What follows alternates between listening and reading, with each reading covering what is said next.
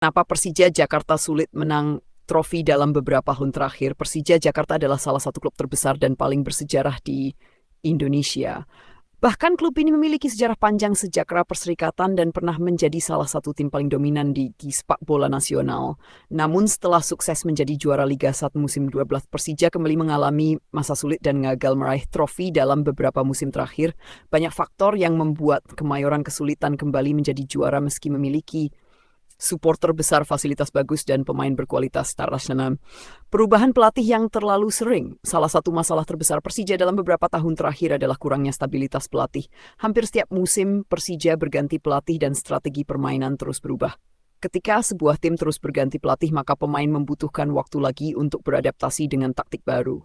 Hal ini membuat permainan Persija sering tidak konsisten, terutama saat menghadapi tekanan di papan atas. Klasmen beberapa pelatih datang dengan gaya bermain menyerang sementara lainnya lebih defensif. Akibatnya identitas permainan Persija sering berubah-ubah dan sulit berkembang dalam jangka panjang.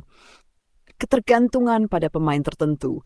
Saat menjadi juara pada 2018, Persija memiliki pemain penting seperti Marco Simic yang sangat tajam di depan gawang. Banyak pengamat menilai Persija setelah itu kehilangan striker house goal yang benar-benar konsisten.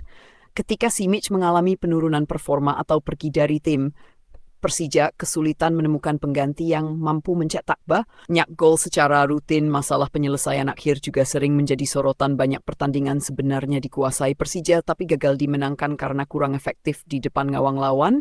Persaingan Liga 1 semakin berat. Liga Indonesia sekarang jauh lebih kompetitif. Klub seperti Persib Bandung, Borneo FC, PSM Makassar, dan beberapa tim lain memiliki finansial serta kualitas skuad yang semakin kuat. Setiap musim banyak klub mampu membeli pemain asing berkualitas dan membangun tim yang stabil. Persija tidak lagi bisa mengandalkan nama PSR saja untuk menjadi juara. Kesalahan kecil saja bisa membuat posisi di klasemen langsung turun karena persaingan sangat ketat. Tekanan besar dari supporter Persija memiliki basis luar biasa besar, yaitu The Jackmania. Dukungan mereka memang menjadi kekuatan besar bagi tim, tetapi di sisi lain tekanan untuk selalu menang juga sangat tinggi. Ketika hasil buruk datang, pemain dan pelatih sering mendapat tekanan besar baik di stadion maupun media sosial. Hal ini terkadang membuat mental pemain menurun, terutama pemain muda atau pemain baru yang belum terbiasa dengan atmosfer Persija. Ekspektasi tinggi membuat situasi di dalam tim sering tidak tenang saat hasil buruk muncul beberapa kali berturut-turut.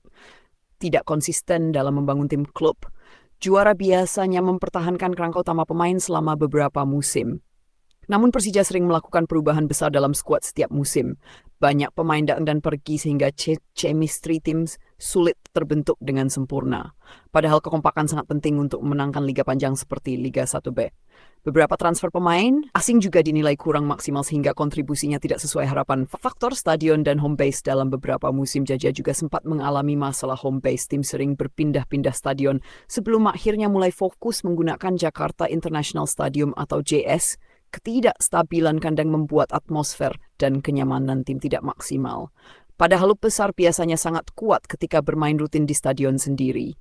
Sekarang Persija berharap JS bisa menjadi rumah permanen dan membawa energi baru untuk kembali meraih gelar. Kesimpulan Persija Jakarta sebenarnya masih menjadi salah satu klub terbesar di Indonesia. Mereka memiliki sejarah besar, supporter fanatik, dan kekuatan finansial yang cukup baik. Namun untuk kembali memenangkan trofi, Persija membutuhkan stabilitas pelatih, perekrutan pemain yang tepat, mental juara, dan konsistensi sepanjang musim.